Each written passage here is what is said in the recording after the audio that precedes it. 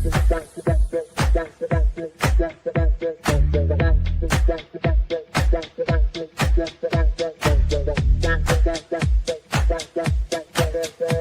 Connections Radio presents.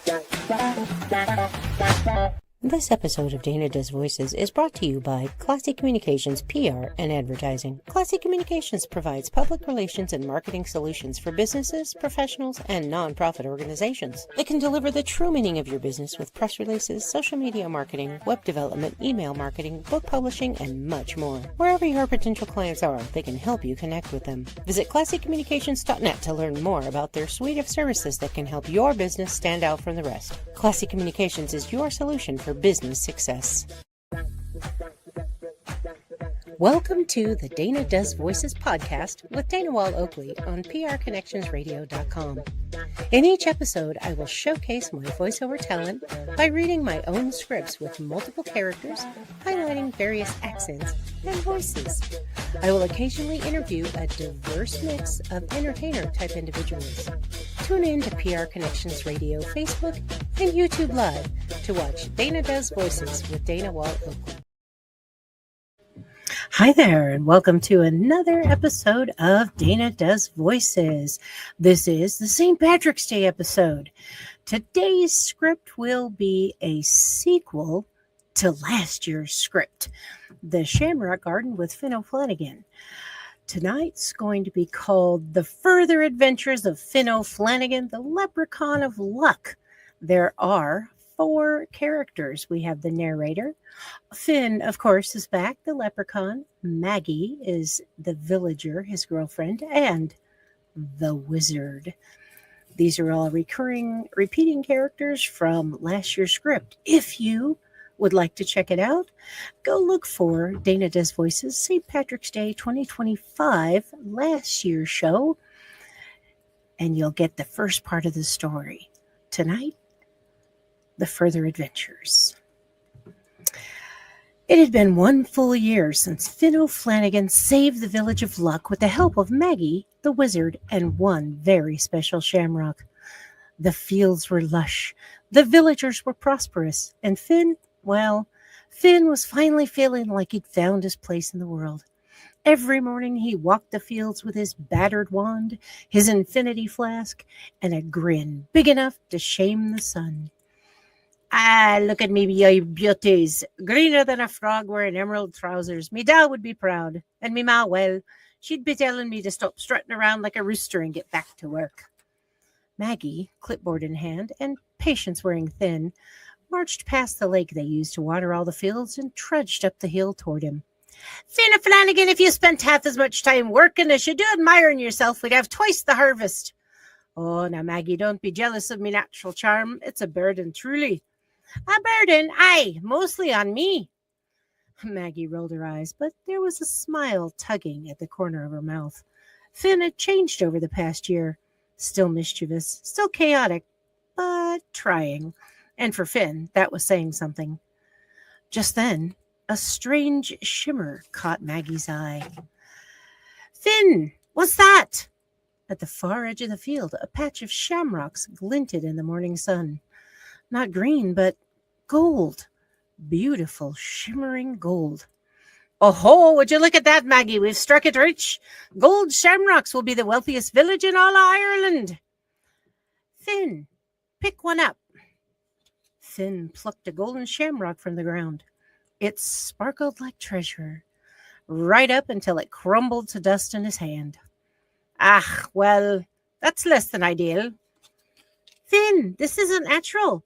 Shamrocks don't turn to gold, not even your lucky shamrocks. Before Finn could respond, a loud pop echoed through the air. A swirl of blue smoke appeared, and out stumbled the wizard. It was his old friend, the Wizard of Snowy Place from Santa's workshop. His hair was frazzled, his robe singed, and he looked like he'd lost a fight with a lightning bolt. Finn, Maggie, we have a problem. Hey, we noticed, Wizard, the shamrocks are turning into pocket change. The flowers have stopped blooming. No, this is worse than pocket change and no flowers. This is the golden blight. The what now? A magical overload, a surge of unstable energy, a catastrophic botanical meltdown, and it's spreading. As if on cue, another patch of shamrock shimmered, then turned to gold, then crumbled. Finn's face fell. Oh, wizard, is this because of the perfect shamrock, the one we used last year? Well, Possibly. Probably. Yes. You two are going to fix this today before the whole village turns into a glittery wasteland. Those shamrocks are our livelihood. Finn swallowed hard. He'd saved the village once. He could do it again, right? Right then, Maggie. Wizard, let's get to work. The village of luck is counting on us. But deep down, Finn felt a familiar flutter of doubt. Magic was unpredictable. Magic was dangerous. And especially his magic had a way of going sideways. He would never forget his first attempts at drawing shamrocks that left them pink, purple, and wriggling like worms. The first thing we should do is check the other fields. We need to see if it's spreading. We need to find the perfect shamrock to see if we can stop it. Yes, indeed. After you, wizard. Finn followed the wizard after reaching down and pocketing a handful of the gold dust. He thought it might still be worth something and planned to test it in the wizard's lab as soon as he could. Oh, the village is doomed if we can't stop this. What do? We find the perfect shamrock. We need to perform the magic ritual to reverse the Golden Blight's effects. Magic ritual? What's that now? Yep, we'll need the shamrock, your infinity flask, your magic wand, and a lock of Maggie's hair. My what now? Maggie had been following behind and heard the wizard. Her hair was not to be trifled with. Just kidding. I was only trying to lighten the mood from the doom that's spreading. We'll need my magic dust again. If we repeat what we did to replicate the shamrocks last year, it should stop magical overload and the unstable magic field that is causing the Golden Blight. Oh, the last thing you want to do, Mr. Wizard, is to be joking about my hair. Okay, then, let's be getting on with it. Maggie, help us find the shamrock. We do need that. And how do you propose we find it in all these fields, Mr. Magical Expert? Finn, which field has the perfect shamrock? Where you originally planted it? Let's check that one first. Oh, I know where I planted the wee perfect thing. The third field on the left. Right smack dab in the middle of all the fields, so's its luck could spread right out. It's up ahead. Oh no, all the fields are changing. How can we find the shamrock? Finn despaired as he, Maggie, and the wizard approached the third field. But they saw a shimmering green instead of gold in the field. Even though the perfect shamrock had caused the magical overload, it was not affected by the blight. It was in the middle of a big patch of blooming green shamrocks. I'd say that's where it is. We need to try and isolate it. Let me have your magic wand, Finn. I'll try and put a protective magic dome on the shamrock. I need your wand as mine won't work on it. Oh, why not? I don't give up me wand. I'll give it right back, of course. Only your wand will work on your perfect shamrock because it was your magic that we used on it to replicate and grow the fields.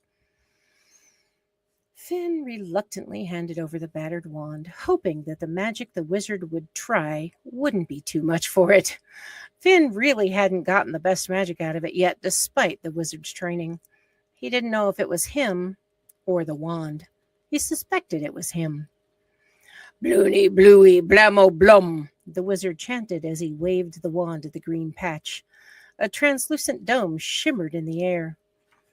Then, now splash the whiskey from your infinity flask on the dome and repeat after me while I throw the magic dust on the whiskey.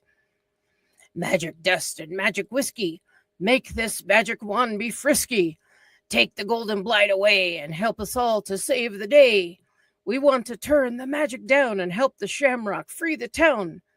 Fields of gold be fields of green, under which we'll all be seen. Finn and Maggie repeated the phrase 3 times with the wizard while he waved the wand, tossed the dust, and sprayed the whiskey. Soon the golden shamrock started turning green again. The shimmering dome faded away and the golden blight disappeared. Hoping they had solved the problem for good, They all went to the pub for a pint. But hopes and wishes for Finn have a way about them. The scene fades as it flies over the fields again and zooms in on a hidden corner under the perfect shamrock, where a tiny bit of gold shimmers brightly against the bright green. The end. That is The Further Adventures of Finn O'Flanagan, Leprechaun of Luck, sequel to last year's St. Patrick's Day episode. I hope you enjoyed. Tune in to Dana Does Voices on PR Connections YouTube, Facebook, and Oakwell Studios YouTube,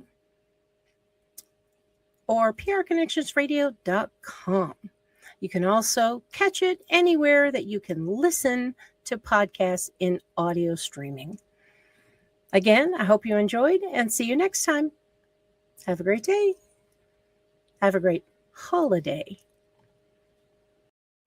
Voting is more than just a right. It's a powerful tool for change. Every vote counts and every voice matters. Voting protects your rights and helps to build a better future. And it's a way to hold our leaders accountable.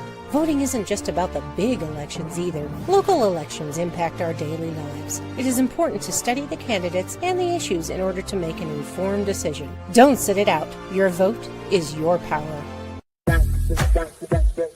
PR Connections Radio thanks you for watching this podcast. Check out more episodes of this show and our others at prconnectionsradio.com.